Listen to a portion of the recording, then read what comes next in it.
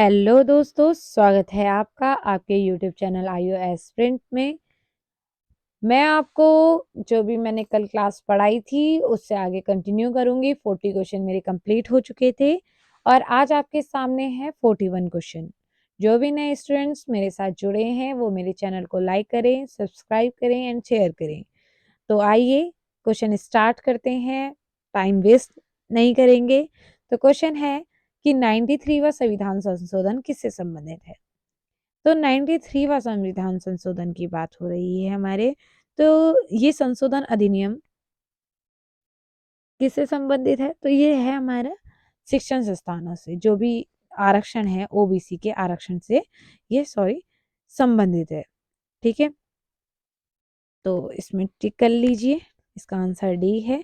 93वां संविधान संशोधन अधिनियम 2005 में राज्यों को सामाजिक शैक्षिक दृष्टि से जो भी पिछड़ा वर्ग है, जो हमारी एससी और एसटी के लिए शैक्षणिक संस्थाओं को आरक्षण प्रदान करने हेतु विशेष उपबंध बनाने की इसमें शक्ति प्रदान करता है। इन शैक्षणिक संस्थानों में जो निजी क्षेत्र के संस्थान हैं, जैसे अल्पसंख्यक संस्थान हैं, को छोड़कर खंड 5 अनुच्छेद 15 भी शामिल है। यह संविधान संशोधन 2005 के इनामदार केस में उच्चतम न्यायालय द्वारा दिए गए निर्णय के परिप्रेक्ष्य में लाया गया था। तो आपको समझ में आ गया होगा 93वां संविधान संशोधन किससे संबंधित है। तो शिक्षण संस्थानों से संबंधित है, जो कि आरक्षण से संबंधित है। ठीक है, अब आगे के क्वेश्चन में चलते हैं। आगे क्वेश्चन है हमारा कि ट्राइसेम एक कार्यक्रम है। तो ट्राइसेम किसके लिए है, मुझे बताइए कि ट्राइसेम क्या है, ट्राइसेम क्यों लाया गया। तो ये प्रश्न बनता है। ये जो ट्राइसेम की बात हम कर रहे हैं, तो ट्राइसेम हमारा लाया था कि जो भी ग्रामीण विकास है, ग्रामीण विकास के लिए ये लाया गया था कि जिससे हम क्या करें, तकनीकी प्रशिक्षण दे सकें। किसे दे सकें, युवाओं को दे सकें, स्वरोजगार दे सकें। तो ट्राइसेम का मतलब स्वरोजगार प्रशिक्षण कार्यक्रम। निर्धन जो है, निर्धन ग्रामीण युवाओं को ये क्या है, स्वरोजगार हेतु तकनीकी प्रशिक्षण देने का कार्यक्रम है। तो इसका आंसर क्या है, ग्रामीण विकास से। अब ट्राइसेम की बात करते हैं। स्टार्टिंग जो प्रारंभ हुआ है, स्टार्टिंग हुई है 15 अगस्त 1969 79 मतलब 1979 में ये क्या हुआ था, स्टार्ट हुआ था। इतना आपको समझ में आ गया। ठीक है, तो इसके अंतर्गत गांवों के जो 18 से 35 तक की एज के लोग थे, गरीब रेखा के नीचे के परिवारों के युवाओं को निजी काम धंधों की शुरुआत हेतु प्रशिक्षण इसमें दिया गया। ठीक है, आगे की बात करती हूँ। निर्धनता का दुष्चक्र की अवधारणा संबंधित है। तो किससे है, तो जो है ये संबंधित है आर नरकसी से। ठीक है, तो निर्धनता का दुष्चक्र की अवधारणा जो प्रोफेसर रेगनर हैं, नरकसे द्वारा प्रतिपादित किया गया था। इसकी इस अवधारणा के अनुसार एक अल्प विकसित देश गरीबी के दुष्चक्र में फंसा होता है, और यह दुष्चक्र अनेक शक्तियों का एक ऐसा घेरा है जो एक दूसरे के साथ इस प्रकार प्रतिक्रिया करता है कि एक निर्धन देश सदैव निर्धन बने रहता है। एक देश की गरीबी ही उसके गरीबी का कारण है। तो ये आपको समझ में आया। ठीक है, मुझे ये बताइए समझ में आ रहा है या नहीं आ रहा है। अब एक इसके आगे की बात करते हैं कि गरीबी का कारण तो है, अर्थात मतलब एक देश गरीब है क्योंकि वह गरीब है। ठीक है, नरकसी आप क्या कहते हैं, नरकसी जी के अनुसार हम बात करते हैं तो निर्धनता के दुष्चक्र के विभिन्न क्या होते हैं, कारक हैं। सबसे पहले क्या है, पूंजी का अभाव है। ठीक है, पूंजी का अभाव है। पूंजी का अभाव क्यों है, क्योंकि निवेश कम है। ठीक है, पूंजी के अभाव के कारण निवेश हो गया माइनस, निवेश कम होता है, जिससे क्या होता है, उत्पादन, रोजगार एवं आय तीनों में क्या होता है, नकारात्मक प्रभाव पड़ता है। ठीक है, अगर मैं इसके आपको डायग्राम दिखाऊं, देखो निर्धनता पूर्ति पक्ष है। ठीक है, अब यहाँ क्या है, अल्प आय निर्धनता है। ठीक है, अब निर्धनता निम्न आय स्तर होगा, निम्न बचत है, अल्प निवेश है और अल्प आय है। ठीक है, और फिर निर्धनता। तो ये एक डायग्राम जो कि किसके द्वारा समझाया गया है, निर्धनता का दुष्चक्र हमारे प्रोफेसर रेगनर नरकसे द्वारा ये समझाया गया। आगे की बात करती हूँ कि भारत की नई औद्योगिक नीति 1991 आधारित है। तो किस में आधारित है, तो ये हमारी है, ऑप्शन है उदारीकरण में, वैश्वीकरण में, निजीकरण में या उपयुक्त सभी। तो ये हमारी क्या है, उपयुक्त सभी पर आधारित है। उदारीकरण में भी है, निजीकरण में भी है और वैश्वीकरण में भी है। ये क्या है, ये सभी प्रत्यक्ष और अप्रत्यक्ष रूप से औद्योगिक नीति से जुड़ी हुई हैं। ठीक है, तो आगे चलते हैं। आगे हमारा क्वेश्चन है, आगे क्वेश्चन है कि भारत में पहली औद्योगिक नीति कब अस्तित्व में आई। तो कब अस्तित्व में आई थी, ये आई थी अप्रैल 1948 में। 30 अप्रैल 1948 में तत्कालीन औद्योगिक वाणिज्य मंत्री उस टाइम पे श्यामा प्रसाद मुखर्जी ने स्वतंत्रता के बाद पहली औद्योगिक नीति का प्रस्ताव रखा। कब, 30 अप्रैल 1948। इस नीति को मिश्रित अर्थव्यवस्था की आर्थिक विचारधारा स्वीकार की गई, जिनमें औद्योगिक विकास के लिए सार्वजनिक तथा निजी दोनों क्षेत्रों पर क्या दिया गया, बल दिया गया। ठीक है, तो आगे चलते हैं नेक्स्ट सेशन में कि भारत के किस क्षेत्र से अधिकतम सकल घरेलू बचत प्राप्त होती है। तो ये होती है हमारे घरेलू क्षेत्र से। ठीक है, अगर आर्थिक समीक्षा की बात करें 2022-23 की, तो क्या है इसमें कि भारत की जो सकल घरेलू बचत जीडीपी के परसेंट में देखे जाए, जीडीपी के परसेंट में घरेलू क्षेत्र की बचत 22.2%, निगम क्षेत्र की बचत 10% और सार्वजनिक क्षेत्र की जो बचत है वो 4% वर्ष 2020-21 में रही। अतः अधिकतम जो सकल घरेलू बचत है वो 22.2% के साथ घरेलू क्षेत्र की है। ठीक है, तो इतना समझ में आया होगा। नेक्स्ट क्वेश्चन है, कौन सी अवधि प्रथम पंचवर्षीय योजना की थी। तो स्टार्टिंग का तो आपको पता होना चाहिए, 1951 से 1956 तक थी। ठीक है, और 1 अप्रैल 1951 से ये प्रारंभ हुई थी। अंतिम प्रारूप दिसंबर 1952 में प्रकाशित किया गया था। इस योजना में कृषि को उच्चतम प्राथमिकता प्रदान की गई थी। और अगर हम देखा जाए तो ये पूरे 5 साल चली है, 1 अप्रैल 1951 से 31 मार्च 1956 तक। ठीक है, चलो आगे चलते हैं। आगे क्वेश्चन है मेरा कि भारत में मानव विकास सूचकांक जो एसडीआई है में समाविष्ट है, क्या क्या चीजें समाविष्ट हैं। तो 3 आयाम होते हैं जो कि एसडीआई के होते हैं। कौन कौन से, हमारा एक जीवन प्रत्याशा हो गया पहला, दूसरा हो गया प्रति व्यक्ति आय, तीसरा हो गया शैक्षिक उपलब्धि।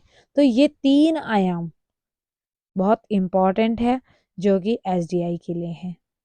ठीक है, तो अगर अब आगे बात करते हैं जीवन प्रत्याशा द्वारा परिलक्षित दीर्घजीवी एवं स्वस्थ जीवन की, विद्यालय शिक्षा के माध्य वर्ष की एवं किसकी, साक्षरता दर की, तीसरा हो गया मासिक प्रति व्यक्ति आएगी। तो ये 3 चीजें आपको समझ में आ गई होगी। आगे चलते हैं, भारतीय जीवन बीमा निगम एलआईसी की स्थापना किस वर्ष की गई। तो एलआईसी की स्थापना की गई थी 1956 में। एलआईसी आपने भी करी होगी। ठीक है, 18 जनवरी 1956 को जीवन बीमा कंपनियों का राष्ट्रीयकरण किया गया। राष्ट्रीयकरण के समय भारत में करीब 154 जीवन बीमा कंपनियां, कितने, 154। ठीक है, और 16 विदेश कंपनियां और 75 प्रोविडेंस कंपनियां कार्यरत थी। तो इन कंपनियों का 2 स्थितियों में राष्ट्रीयकरण हुआ। प्राथमिक अवस्था में इन कंपनियों में प्रशासनिक अधिकार ले लिए गए। तत्पश्चात द्वितीय अवस्था में एक क्या किया गया, कॉम्प्रहेंसिव बिल के तहत इन कंपनियों का स्वामित्व भी सरकार ने अपने कब्जे में ले लिया। अब बात करती हूँ 1 सितंबर 1956 की। तो इसमें क्या हुआ कि 5 करोड़ की भारत सरकार की पूंजी के साथ भारतीय जीवन बीमा की हो गई स्थापना। ठीक है, LIC की। कितना? 1 सितंबर 1956 में। बीमा क्षेत्र में सुधार के लिए गठित मल्होत्रा समिति ने LIC के लिए 5 करोड़ की पूंजी को 200 करोड़ करने की कोशिश की थी, किंतु क्या हुआ, ये सरकार ने अस्वीकार कर ली। LIC के राष्ट्रीयकरण का उद्देश्य बीमा के व्यापक प्रचार के साथ साथ जनता की बचत के हित में इसे जुटाना था। तो कौन सी समिति की बात करी थी मैंने? मल्होत्रा समिति। तो आप मल्होत्रा समिति भी डाल सकते हैं अगर क्वेश्चन में पूछा जाए। 1 सितंबर 1956 भी याद रखना है। ठीक है, तो LIC आपको समझ में आया। आगे चलते हैं। 14वें वित्त आयोग ने भारत के राष्ट्रपति को अपनी रिपोर्ट कब प्रस्तुत की? 14वें वित्त आयोग ने। चलो अब 14वें वित्त आयोग की बात करते हैं।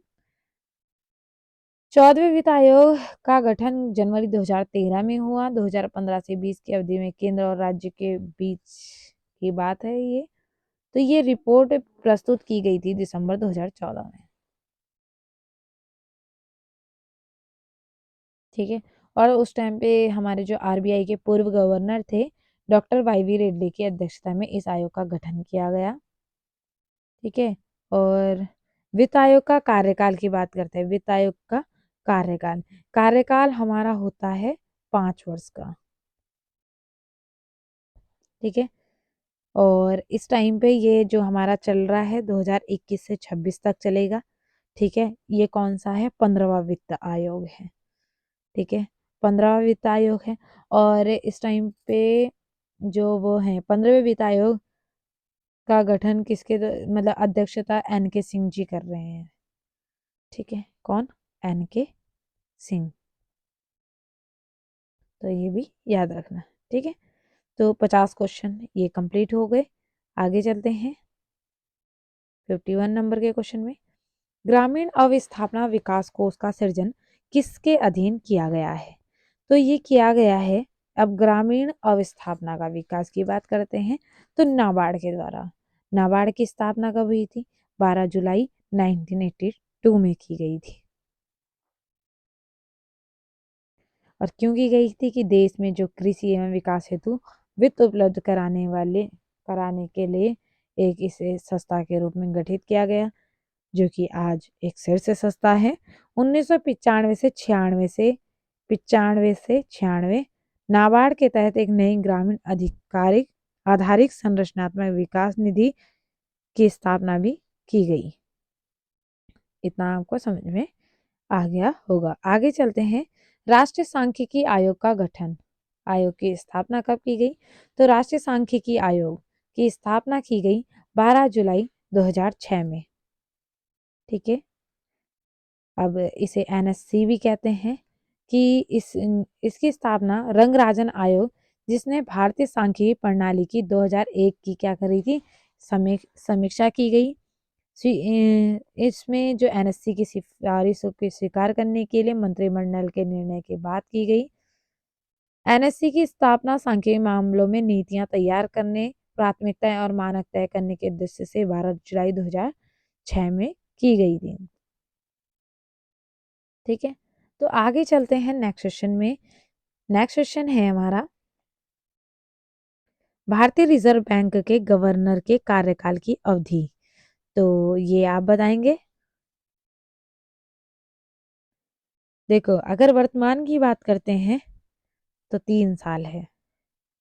ठीक है, और बैंक की स्थापना 1 अप्रैल 1935 को में की गई थी। इसके गवर्नर का कार्यकाल 5 वर्ष का होता है, जिसके सरकार किसी भी समय घटाया बढ़ा सकती है। देखो यहाँ लिखा हुआ है, वर्तमान में इनके कार्यकाल की अवधि क्या है? 3 वर्ष है। वर्तमान में रिजर्व बैंक ऑफ इंडिया के गवर्नर कौन है? शक्तिकांत दास जी हैं। तो इम्पोर्टेंट क्वेश्चन है, पूछा जा सकता है। साइंस का क्वेश्चन आ गया। जब बर्फ पिघलती है तो उसका आयतन में क्या प्रभाव पड़ता है? अब जब बर्फ पिघल रही है तो आयतन क्या होगा? उसका आयतन घटता है। ठीक है, आयतन तो घटेगा और घनत्व क्या होगा? बढ़ेगा। तो ये भी क्वेश्चन बन सकता है कि उसका घनत्व क्या होता है? बढ़ता है। आयतन क्या होता है? बढ़ घटता है। पानी को 0 डिग्री सेल्सियस से 4 डिग्री सेल्सियस तक गर्म किया जाता है तो वो सिकुड़ता है, और इसके विपरीत अगर ठंडा किया जाता है तो क्या होता है? 4 डिग्री सेल्सियस से 0 डिग्री सेल्सियस तक ठंडा होने पर वो फैलता है। ठीक है, तो ये आपका हमारा आगे क्वेश्चन हो गया है। केमिस्ट्री के क्वेश्चन में चलते हैं कि कार्बन नहीं होता है किसमें? तो ऑप्शन है हीरा, कोयला, ग्रेफाइट या बलुआ पत्थर में। देखो, ये भी, ये भी, ये भी, इनमें कोयला होता है। बलुआ पत्थर में कोयला नहीं होता है। ठीक है, और हीरा ग्रेफाइट तो वैसे भी जो है वो कार्बन के अपरूप ही हैं। ठीक है, बलुआ पत्थर को हम बोलते हैं सैंडस्टोन। ये एक ऐसी चट्टान है जो मुख्यतः बालू के कणों का दबाव पाकर जम जाती है। ठीक है, और इसी योजक पदार्थ से ये जुड़ी होती है। बालू के समान इसकी रचना अनेक पदार्थ विभिन्न मात्रा में हो सकते हैं। ठीक है, किंतु इसमें क्या है, अधिकांश क्या होती है? स्फटिक होता है, और ये धात्विक तत्व होते हैं और बहुतायत मात्रा में ये होती हैं। ठीक है, अब नेक्स्ट सेशन में चलते हैं। भारी जल है एक। भारी जल क्या है? तो भारी जल एक है मंदक। ठीक है, और ये सामान्य जल की अपेक्षा कम न्यूट्रॉन अवशोषित करता है और इसकी गति को भी मंद करता है। नेक्स्ट क्वेश्चन है वनस्पति विज्ञान से संबंधित है। कौन सी धातु चाकू से काटी जा सकती है? तो सोडियम जो है चाकू से काटी जा सकती है। ठीक है, इतना मुझे लगता है आपको समझ में आ गया होगा। और जो सोडियम की बात ही कर रहे हैं तो ये अत्यंत क्रियाशील होने के कारण यह मुक्त अवस्था में नहीं पाई जाती। चांदी के समान सफेद धातु है और मुलायम होती है। इसका जो घनत्व होता है वो 0.97 होता है। पानी से हल्का होने के कारण ये पानी में क्या होती है? तैरने लगती है। विद्युत का सुचालक है। सोडियम धातु को जो है केरोसिन तेल के अंदर डुबोकर रखा जाता है। ये भी पेपर में एक बार पूछा गया था। नेक्स्ट क्वेश्चन है कि वर्षा ऋतु में लकड़ी से बने दरवाजों के फूलने का क्या कारण है? तो क्या कारण है? तो इसमें जो कारण है वो अंतः शोषण है। ठीक है, एक विशेष प्रकार का ये विसरण होता है।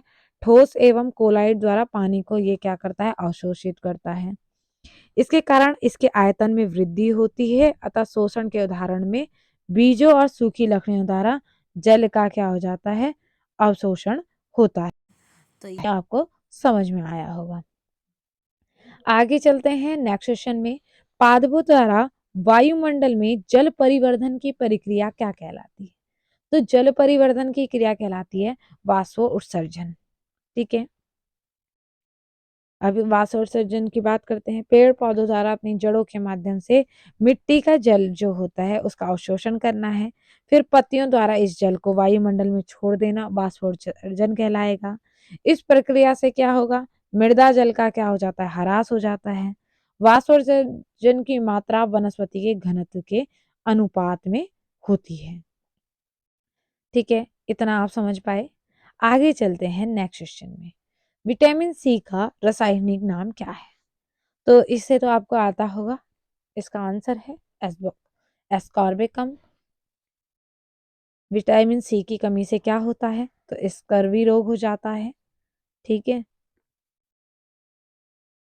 और बहुत सारे पदार्थ होते हैं जिससे ये हम ग्रहण कर सकते हैं। ठीक है, जैसे खट्टे फल हो गया, सब्जी हो गया, आंवला, नींबू, संतरा, मिर्च, स्ट्रॉबेरी, इससे हम विटामिन सी अपने अंदर ग्रहण कर लेते हैं। तो मुझे लगता है इतना आपको चीज़ें समझ में आ गई होंगी। तो मैं आज ये क्लास यहीं पे पूरी कर रही हूँ। मेरे 20 क्वेश्चन यहाँ पे भी कंप्लीट हो चुके हैं। तो मैं एक बार फिर से कहूँगी कि अगर आपको मेरी क्लास अच्छी लग रही हो तो लाइक करें, सब्सक्राइब करें, शेयर करें। अगर मेरी कोई कमी भी लग रही हो उसे भी कमेंट करें। Thank you for watching.